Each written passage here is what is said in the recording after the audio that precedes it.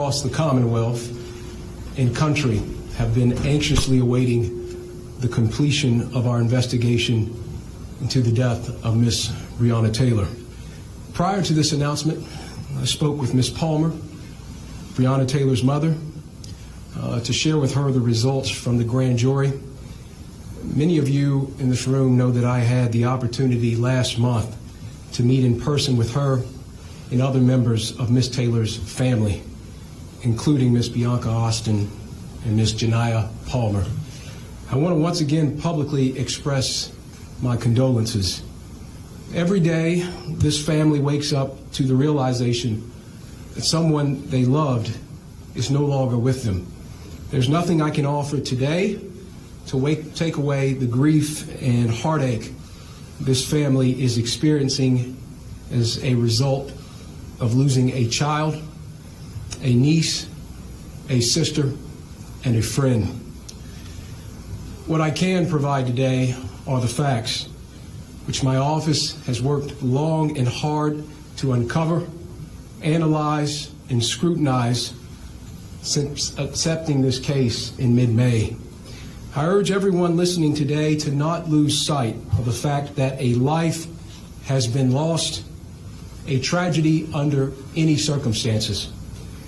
The decision before my office as the special prosecutor in this case was not to decide if the loss of Miss Taylor's life was a tragedy.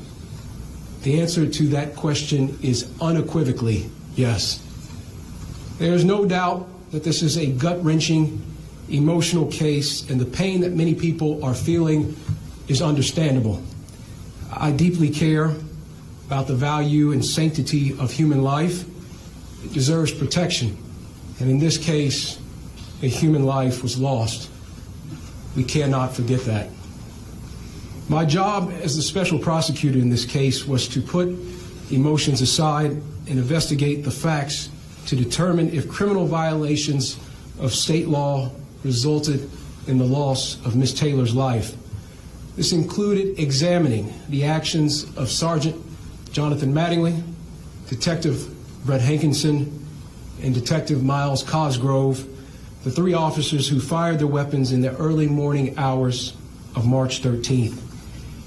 In working with our federal partners on this case, it was determined that while we would share information to advance our respective investigations, we must also maintain some level of separation of each investigation. When examining issues regarding potential civil rights violations, we determined that any such violation are better addressed through a federal-led investigation, and issues involving potential criminal acts concerning the shooting are better addressed by a state-led investigation. Our investigation focused on the events that took place in Miss Taylor's apartment on March 13th. In the months since taking this case, our dedicated team of prosecutors and investigators with more than 200 years of combined career experience conducted a thorough investigation to better understand the events that led to Miss Taylor's death. The team is here with me today. I want to personally and publicly thank them for their tireless work.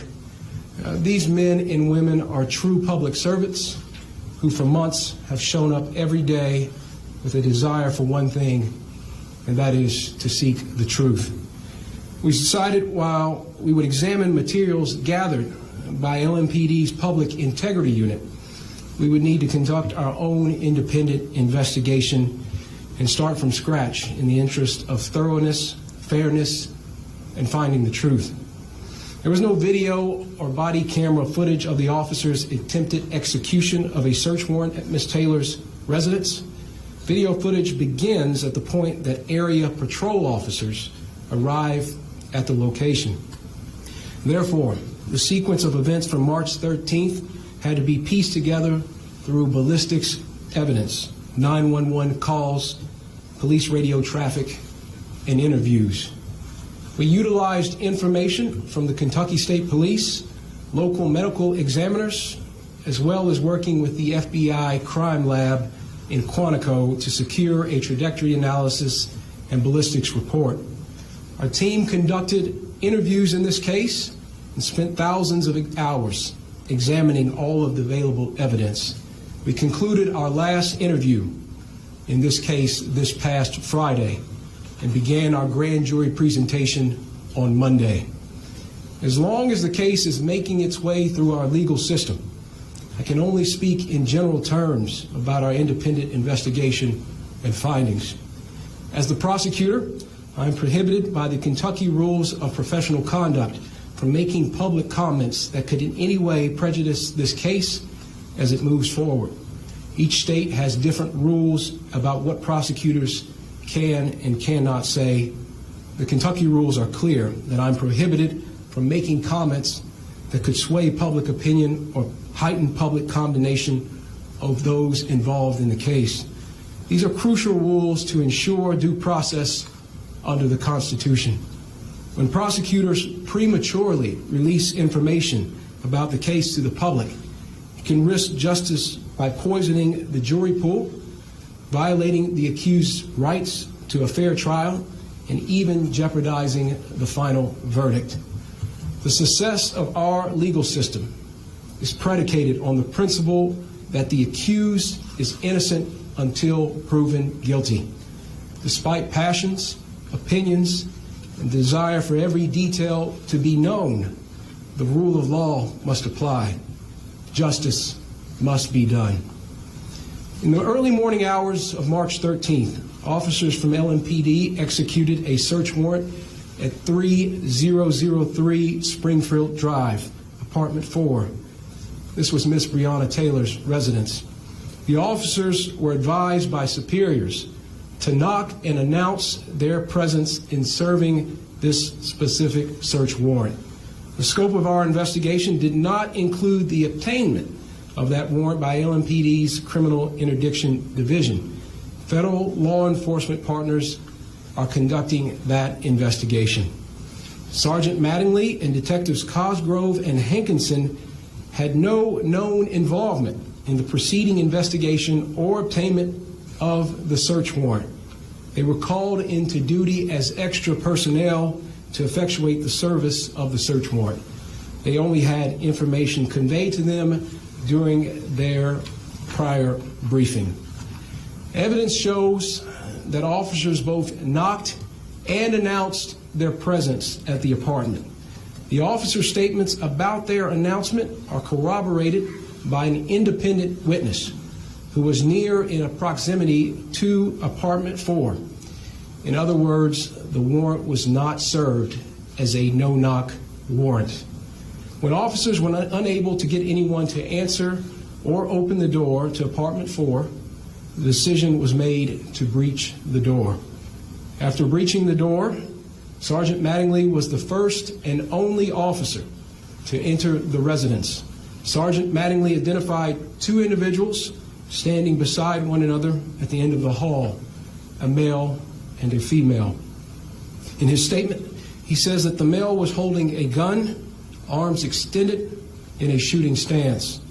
Sergeant Mattingly saw the man's gun fire, heard a boom, and immediately knew he was shot as a result of feeling heat in his upper thigh. Kenneth Walker fired the shot that hit Sergeant Mattingly, and there is no evidence to support that Sergeant Mattingly was hit by friendly fire from other officers. Mr. Walker admitted that he fired one shot and was the first to shoot. In addition to all the testimony, the ballistics report shows that the round that struck Sergeant Mattingly was fired from a 9mm handgun. The LMPD officers fired 40 caliber handguns. Sergeant Mattingly returned fire down the hallway. Mattingly fired 6 shots. Almost simultaneously, Detective Cosgrove, also in the doorway, shot 16 times. This all took place in a matter of seconds. In total, 6 bullets struck Ms. Taylor. Medical evidence obtained by our team indicates that only 1 shot was fatal. Further medical evidence shows that Ms. Taylor would have died from the fatal shot within a few seconds to 2 minutes after being struck. Detective Hankinson fired his weapon 10 times, including from an outside sliding glass door and through a bedroom window. Some bullets traveled through apartment 4 and into apartment 3 before some exited that apartment. At the time, 3 residents of apartment 3 were at home, including a male, a pregnant female, and a child. There is no conclusive evidence that any bullets fired from Detective Hankinson's weapon struck Ms. Taylor. The KSP ballistics analysis did not identify which of the 3 officers fired the fatal shot. After receiving that information, I asked the FBI crime lab to conduct its own analysis to see if they reached the same results. The FBI ballistics analysis concluded the fatal shot was fired by Detective Cosgrove. Our office looked at both reports to determine if there were major differences in the procedures used by each lab that would have led the FBI to identify who fired the fatal shot. Both law enforcement agencies use similar equipment and analysis, and each lab is highly respected for their work. There was nothing our investigators could point to, nor anything provided by the respective agencies that directly explains why one lab made the call while another did not. I think it is worth repeating again that our investigation found that Mattingly and Cosgrove were justified in their use of force after having been fired upon by Kenneth Walker. Secondary to this justification, the KSP and FBI ballistics analysis reached different conclusions, creating a reasonable doubt in the evidence about who fired the fatal shot. I certainly understand the public's desire for answers, and many have questioned the length of the investigation. Simply put, we had to try every means necessary to determine who fired the fatal shot before investigation could be completed. With a thorough and complete knowledge of all evidence collected in this case, lawyers with our Office of Special Prosecutions presented the findings of our independent investigation before a grand jury comprised of Jefferson County residents beginning on Monday and concluding today. In Fletcher v. Graham, the Kentucky Supreme Court said that the grand jury has competing but balanced functions. On the one hand, its purpose is to investigate allegations of criminal conduct and determine if there is probable cause to believe that a crime has been committed. On the other, the grand jury serves to protect the public against unfounded criminal prosecutions where probable cause is lacking. The grand jury is unique in our criminal justice system because it operates independent of the court and the prosecutor. The hallmark of the grand jury is its independence from outside influence. This independence is necessary to ensure that justice is done both for the victims and for the accused. After hearing the evidence from our team of prosecutors, the grand jury voted to return an indictment against Detective Hankinson for 3 counts of wanton endangerment for the 3 individuals in apartment 3 in danger of serious physical injury or death. The charge of wanton endangerment in the first degree is a Class D felony, and if found guilty, the accused can serve up to 5 years for each count. Kentucky law states that a person is guilty of wanton endangerment in the first degree when, under circumstances manifesting extreme indifference to the value of human life, he wantonly engages in conduct which creates a substantial danger of death or serious physical injury to another person. My office is prepared to prove these charges at trial. However, it's important to note that he is presumed innocent until proven guilty. During the last 6 months, we've all heard mention of possible charges that could be brought in this case. It's important to understand that all of the charges that have been mentioned have specific meanings and ramifications. Criminal homicide encompasses the taking of a life by another. While there are 6 possible homicide charges under Kentucky law, these charges are not applicable to the facts before us because our investigation showed, and the grand jury agreed, that Mattingly and Cosgrove were justified in the return of deadly fire after having been fired upon by Kenneth Walker. Let me state that again. According to Kentucky law, the use of force by Mattingly and Cosgrove was justified to protect themselves. This justification bars us from pursuing criminal charges of death. The truth is now before us. The facts have been examined, and a grand jury comprised of our peers and fellow citizens has made a decision. Justice is not often easy. It does not fit the mold of public opinion, and it does not conform to shifting standards. It answers only to the facts and ourselves. Where do we go from here? Will we continue to prosecute the charges brought in this case as it now proceeds through the justice system and moves to trial? That is our responsibility. And this will be done while the FBI continues its investigation into violations, potential violations of federal law. I know that not everyone will be satisfied with the charges we've reported today. My team set out to investigate the circumstances surrounding Ms. Taylor's death. We did it with a singular goal in mind, pursuing the truth. Kentuckians deserve no less. The city of Louisville deserves no less. Every person has an idea of what they think justice is. My role as special prosecutor in this case is to set aside everything in pursuit of the truth. My job is to present the facts to the grand jury, and the grand jury then applies those facts to the law. If we simply act on emotion or outrage, there is no justice.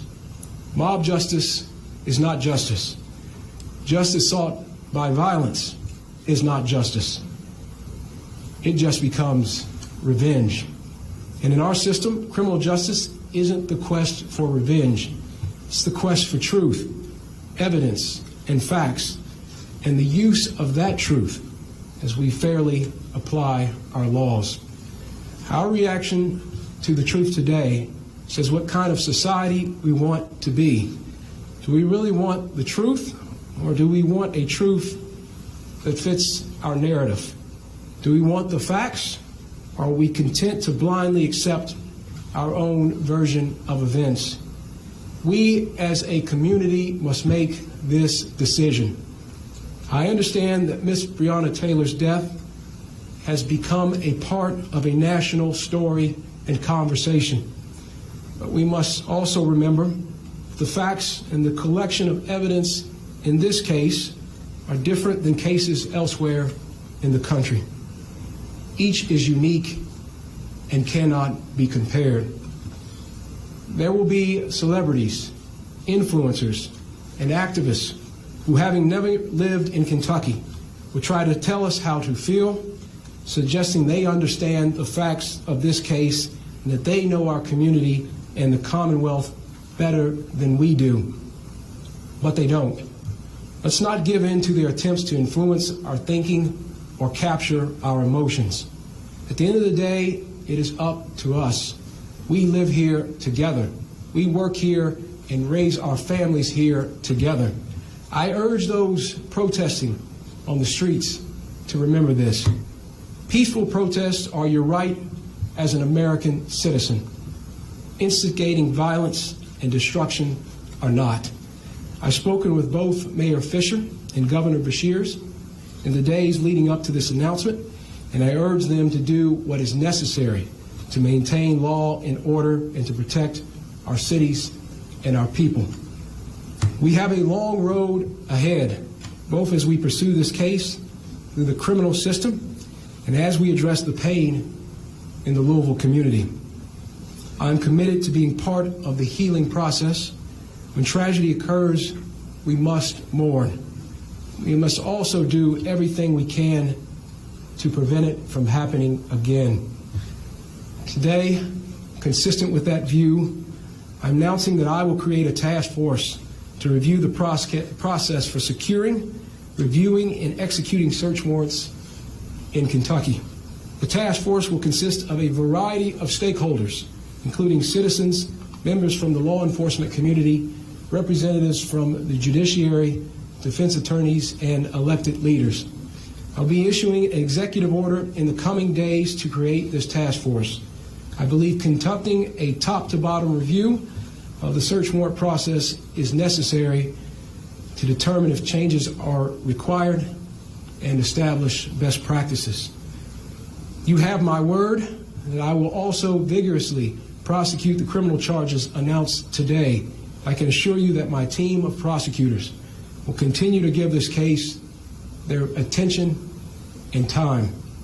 We'll also continue to support the good men and women of our law enforcement community who put their lives on the line every day to protect and to serve.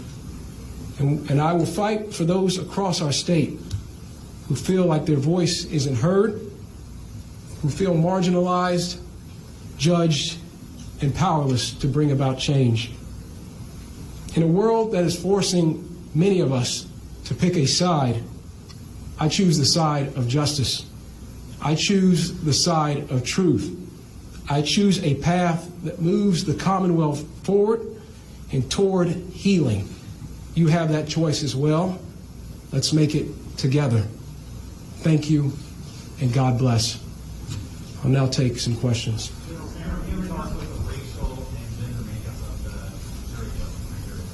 I won't get into the specifics of the makeup of the grand jury. You mentioned that Breonna Taylor was hit by 6 bullets. You identified the one that killed her. Who shot the other 5 bullets? Is any of Hankins' bullets Taylor? Based on the evidence, there's nothing conclusive to say that Detective Hankinson's, any of his bullets hit Miss Taylor. I'm just curious. Yes, sir.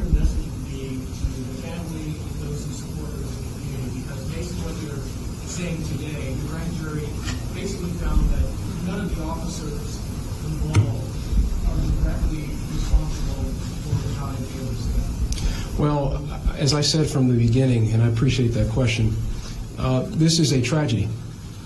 And sometimes the law, the criminal law, is not adequate to respond to a tragedy. And I fully acknowledge that, and I know many that are watching today and those that are listening recognize that as well.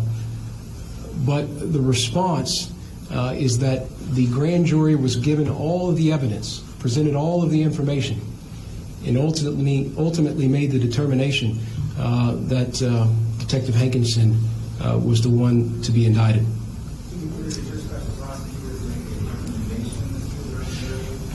Grand jury proceedings are secret, and so I'm not going to get into the specifics of details about that proceeding. What I will say is that we presented all of the information, and they ultimately made a determination about whether to charge. In this instance, they decided to indict Detective Hankinson. One question.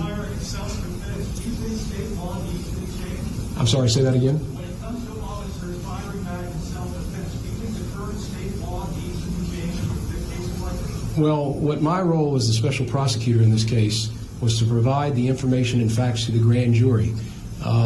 Detective Cosgrove and Sergeant Mattingly were justified in returning fire because they were fired upon. I'll leave it to others to make determinations. We have vigorous self-defense laws in this state, and that is something that existed prior to this case. I'll let others make judgments about that. Yes, sir. One big question surrounding this case is whether or not the officers knocked and announced their presence. Talk about the evidence that you came to that they did announce their presence. Yes, the statements that were made by officers there the night or the of March 13th show that they did knock and announce. The important point here is that information was corroborated by another witness who was in close proximity to apartment 4, who corroborated that information and said that there was a knocking and announcing by the officers. Was the witness a civilian or a law enforcement? The witness was a civilian. If a law invasion could take place while there is a death involved, would that not be a manslaughter charge? If there was a death that occurred during a law invasion? Well, Chris, to your question, I think it, again, is important to step back and recognize that what we did was uncover all the information and facts related to the morning of March 13th, and then provided that information to the grand jury. The grand jury had every piece of detail needed to make their assessment and their judgments, and ultimately their conclusion was that the decision needed to be made to indict Mr. Hankinson. Mr. Cameron, Rukmini Kalimaki with the New York Times, right here, Sorry, sir. yes, Hi, 2 questions for you. Number 1, you said that she was shot 6 times, yet her death certificate says 5. Can you please explain the discrepancy? And the second thing is, journalists in this room, myself included, have taken apart that apartment complex looking for witnesses to the point that you made about the knocking and announcing. Of a dozen witnesses that I spoke to, only one, a man who was directly upstairs, heard them announce. Do you think that's enough in the middle of the night when somebody is asleep for just one person in a tight-knit apartment block to have heard that? Is that a sufficient way of announcing? Well, let me try to answer your second question first. Your question was, is it enough for me? I think the more pertinent question is, what was the evidence provided to the grand jury? What was sufficient for their purposes? They got to hear and listen to all the testimony and made the determination that Detective Hankinson was the one that needed to be indicted, knowing all of the relative points that you made. As to your first question, can you repeat it one more time? Her death certificate says 5, and yet you are saying 6. Today's the first time I'm hearing 6. Yes, sir. So there is a bullet that was lodged, and bullet might be too generous a term. There was an object that was lodged into one of her feet, and so that is what is being referred to as the 6th, I guess, projectile. Are you going to release the full? Joe? Are you going to release the full grand jury report? Can you say that one more time? Are you going to release the full grand jury report?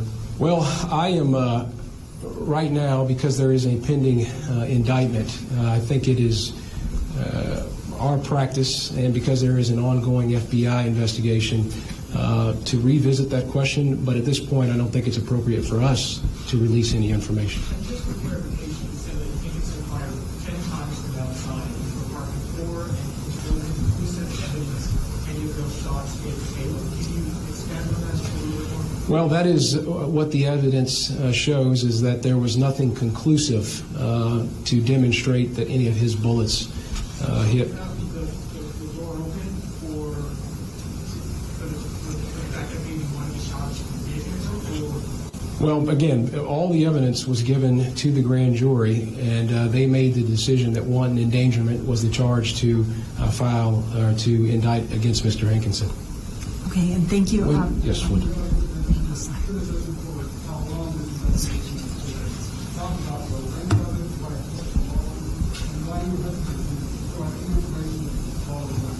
Well, your last question about providing information.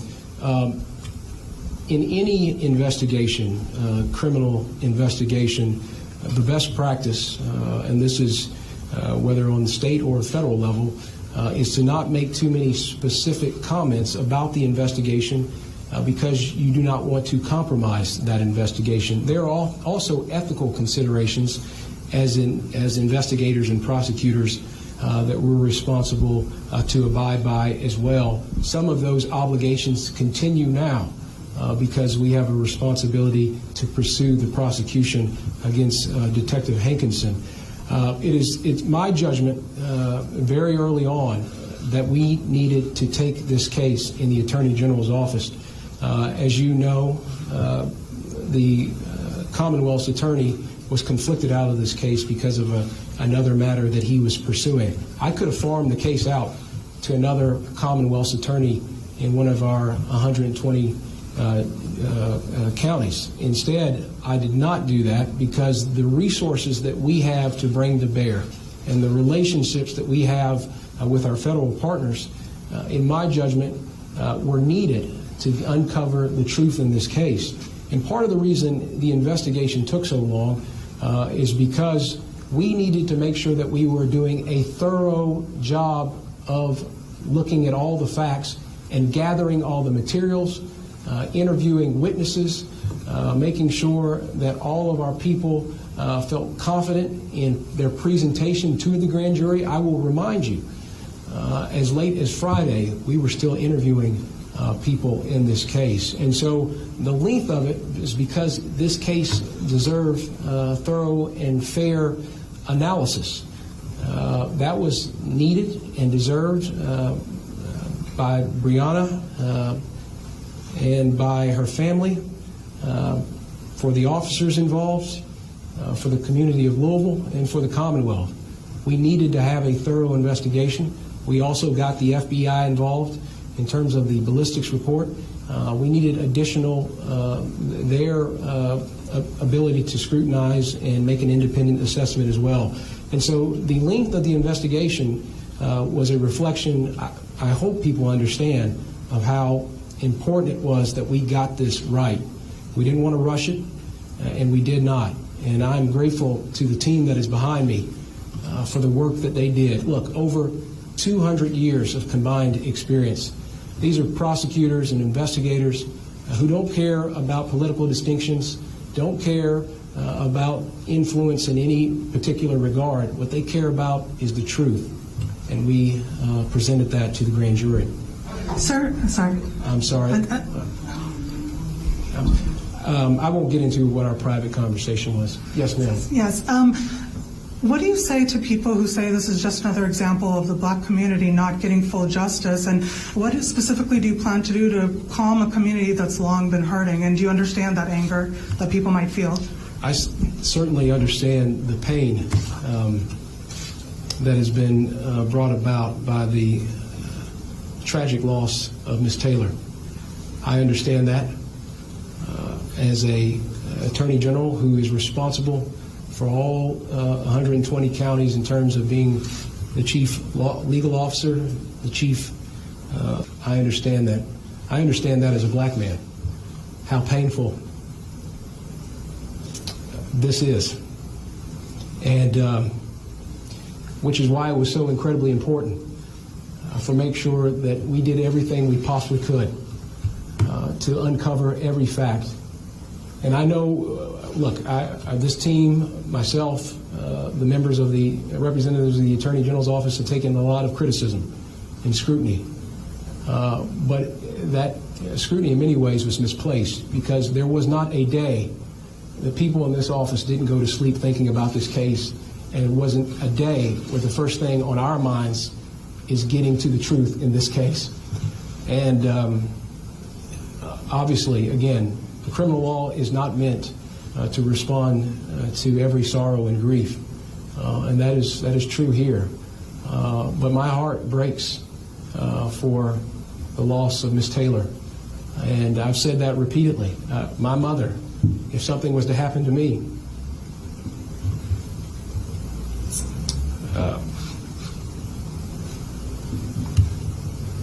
would find it very hard. And I've seen that pain on Ms. Palmer's face. I've seen that pain in the community. And what our responsibility in the AG's office was to make sure that we uncovered every fact, that we utilized every resource that we could bring to bear to uncover the facts and the truth, and that's ultimately what we presented to the grand jury. On the question of what I'm going to do, I've talked to partners in the community about helping to be a constructive member of any conversations moving forward. I recognize in my remarks I mentioned the fact that we'll be establishing a task force in the coming days ahead to look at best practices for warrants. So there is a lot that I can do in this platform to help. Okay. Sir, this is Maria Sacchetti with the Washington Post. Just had a couple of quick questions, please. I hear your voice. Okay. Hi, sorry, over here in the back. Just wanted to double check.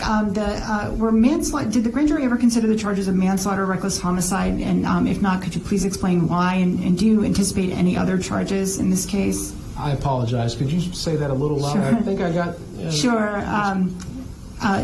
Did the grand jury ever consider manslaughter or reckless homicide or those kinds of charges? And if not, please explain why. And do you anticipate any other charges, or is this it? I won't get into the specifics again of the proceedings themselves are secret, but what I will say is that our team walked them through every homicide offense and also presented all of the information that was available to the grand jury, and then the grand jury was ultimately the one that made the decision about indicting Detective Hankinson for wanton endangerment. I think that in terms of what happened the wee hours of March 13th, in terms of that particular or specific date and what happened that night in the apartment, I think it is unlikely that there will be any additional prosecutions that come from that event itself. Attorney General, so can you go into the confusion over the fatal shot that was fired and kind of what the issue was there in terms of determining that? And then also, did you present to the grand jury with any charges against Mattingly and Cosgrove? Well, so as to your first question, what I think you asked about was over the fatal shot. Yes, the reports that were provided to us by the Kentucky State Police and then the FBI as it relates to ballistics. So initially we got the report from Kentucky State Police, and it was inconclusive about making the determination into that fatal shot. And so again, with the relationships that we have with our federal law enforcement community, and namely the FBI, I thought it imperative that we utilize that resource. And so they undertook an independent analysis and review of and conducted or provided a ballistics report. There is nothing that this team gleaned suggesting that there was an objective reason for why FBI was able to conclusively or definitively state that Mr. Cosgrove fired the fatal shot. Both, again, KSP, their lab, well-regarded, well-respected, FBI, equally regarded and respected. That said, it certainly creates some issue in terms of providing that information to the grand jury and providing that at any subsequent prosecution. And so it was, from our judgment, important to provide both of those to the grand jury and then ultimately let them make a determination about what to do with that information. And were they presented with charges for Mattingly or Cosgrove? I'm sorry? Mattingly and Cosgrove. Were they presented with any charges for Mattingly or Cosgrove? Well, what I will say is that they will walk through all the homicide offenses, and with that information and the information and facts that were provided to them that we uncovered in our investigation, they made the determination that Detective Hankinson was the one that needed to be indicted here. Yes, ma'am.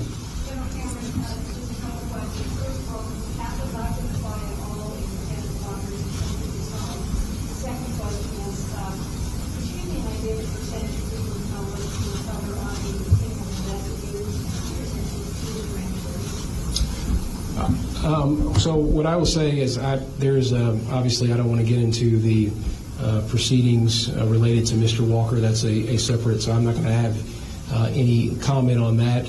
This team behind me presented to the grand jury.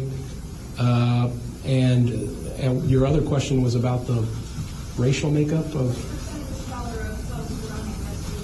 Well, I'm black, and I speak for the entire department. And I hope that will satisfy that question. Yes, ma'am.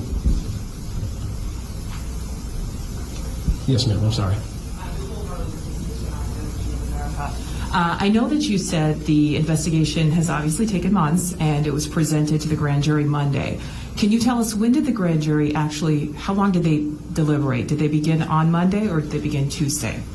And that was this week, correct? The grand jury was presented with the information today. I won't get into the specifics of when they began their deliberations, but I will say that they started early Monday, and concluded sometime before noon. And so they heard everything they needed to hear. We didn't withhold anything from them, and I hope that satisfies your question.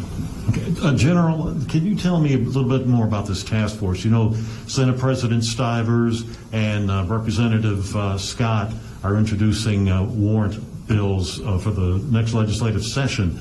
Are they going to be on this task force perchance, and will you be taking some of the information from the bills they pre-file to work with on this?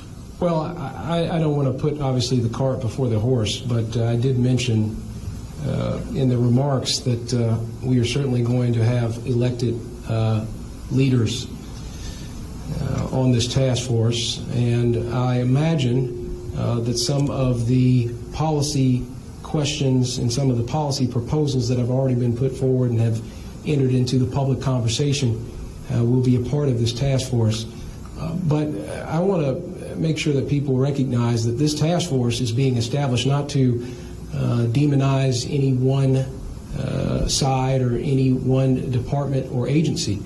I think it's a healthy thing for the Attorney General from time to time to be a part of a conversation with all 120 counties. I'm not talking or singling out any county specifically, but with all 120 counties about best practices that can be utilized. I had a recent conversation with somebody that said there is always room for improvement. I think that's important in any industry, important in any job. And so as part of my role as the Attorney General, I certainly recognize the part I have to play in making sure that all of our systems in government are improved upon, whether it be because of a particular matter that occurred or because from time to time it's just the responsible thing to do. Did any of the officers ask? I'm sorry, Joe? Yeah. Did any of the officers ask to testify or present evidence to the grand jury, and were any allowed to? Well, what I'll say on that is, again, I don't want to get into the specifics, but testimony was heard by the grand jury of all sorts of witnesses and folks. And so, again, all relevant information was provided to the grand jury for them to make their assessment. Yes, sir. When you look at the analysis of the path of the bullets, how was it that Kenneth Walker, who fired the shot at the officers, was not hit, and Breonna Taylor was hit so many times? Well, that's part of the tragedy here. And again, I don't want to get into the specifics, but the fact that she was hit breaks my heart, and it breaks the collective heart of all the country. But I don't want to get, because we have now a open prosecution, I don't want to get too into the details of the trajectories themselves.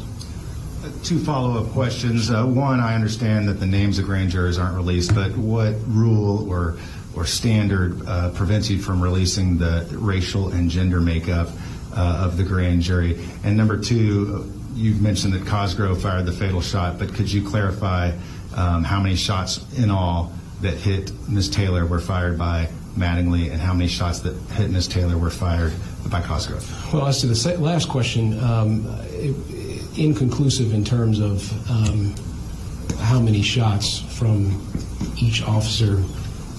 We weren't able to identify with that level of specificity.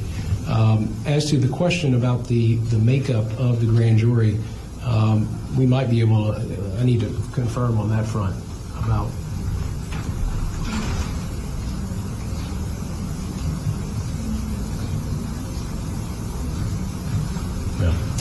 Yeah, you know, the fact that this has received so much scrutiny, I think it'd be inappropriate for me to share the information about the makeup of the grand jury, just to the extent I can protect them.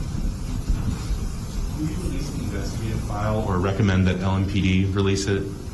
Well, look, the role that we now have is to pursue the ongoing prosecution against Detective Hankinson. And so I think it'd be irresponsible at this juncture for this office to release any sort of file, again, because we have this ongoing prosecution.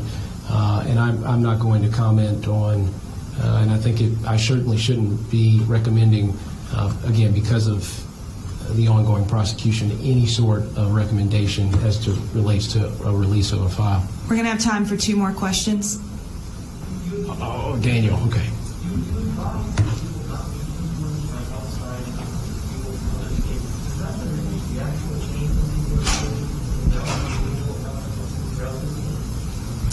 Well, I certainly don't think that whether it's the grand jury or our responsibility as the investigators or prosecutors, it's to find the truth. And so when folks from outside of the Commonwealth suggest or make their preferences or their opinions known, it should have no bearing on our role as prosecutor and as investigator and fact finder.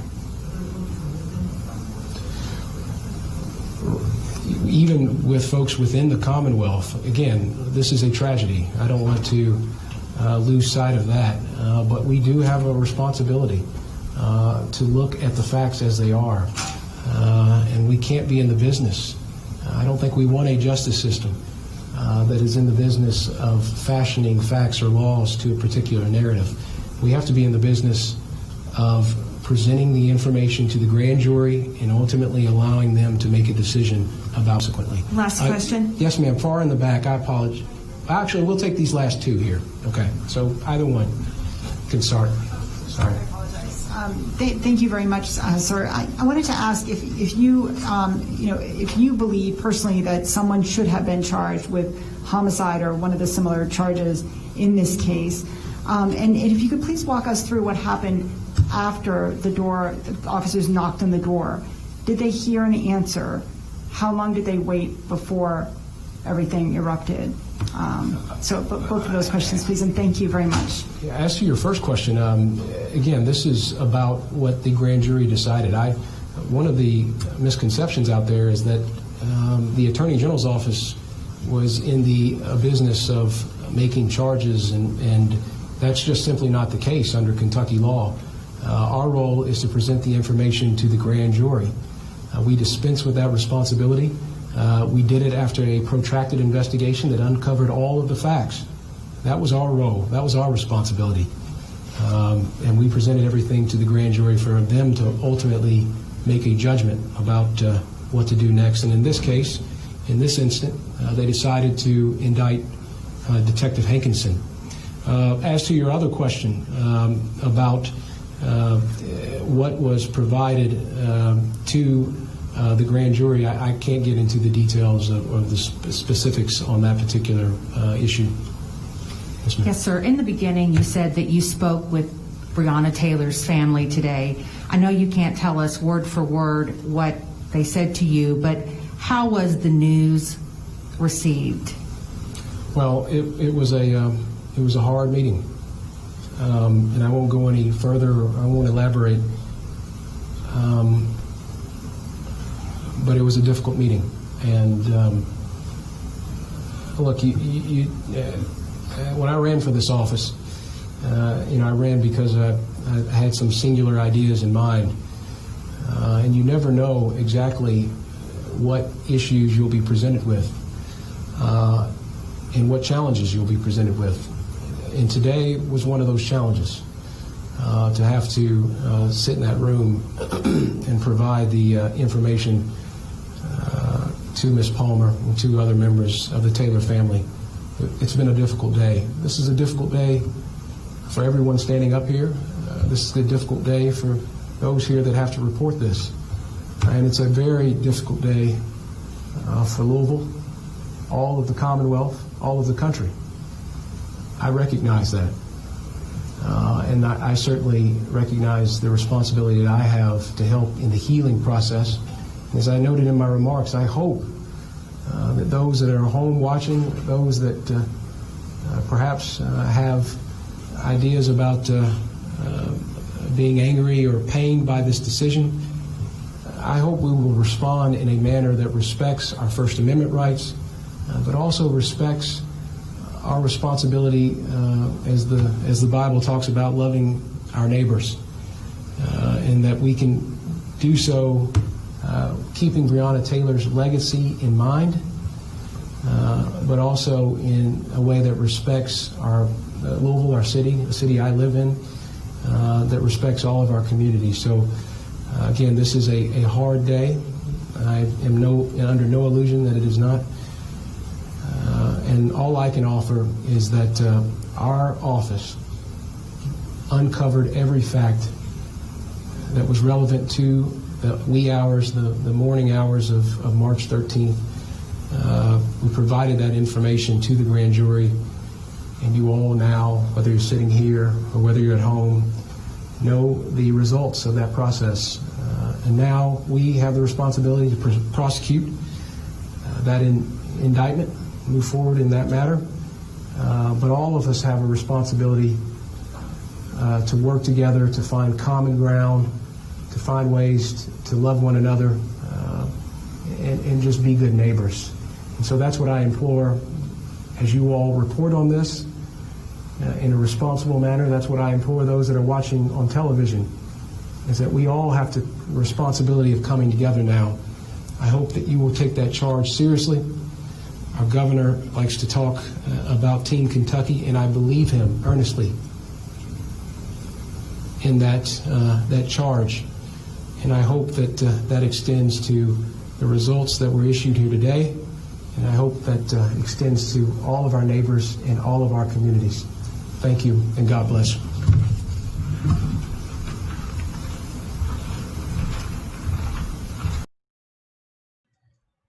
All right, everybody. All right. I do apologize for the internet was not running good at all, and I didn't have time to straighten it out, so I wanted to go live. I apologize if you had to keep leaving and coming back in. It is not on your end. It is on my internet. So there it is. I mean, facts matter. And mob justice will never take root in this country. So, like I said on my Twitter feed, Breonna Taylor was sleeping on the couch is the 2020 version of Mike Brown, hands up, don't shoot. There's the facts. They can't even go with race because the Attorney General is black, although they were trying to go. And after, let me show this video. I thought they were going to end it, but they're actually showing the top view of the march here. They were trying to go with the color of the grand jury and all of that. You know, they never miss an opportunity to blame everything on race. So yeah, I'll probably try to get this internet straightened out, and I'll come back live. I'm sure it's going to be a crazy night. It's definitely going to be a crazy night. So I'll have to go to a different location than I'm in right now, because during the day, this location is no good for the internet, as you can see. I've watched my software turn red several times throughout this broadcast. The replay will be a lot smoother, obviously, but that doesn't matter. So I appreciate you guys tuning in. If you're new here, my name is Jake. Make sure you guys follow and share. If you want to reach me, just Jake357 on Twitter. I have not changed the title yet on Twitter. This is a new name. The Realm of the Republic. I don't know why I say that. Just makes it better. Anyway, we will be back in just a little bit. Fasten your seatbelts. Probably going to be a crazy night. Talk to you later.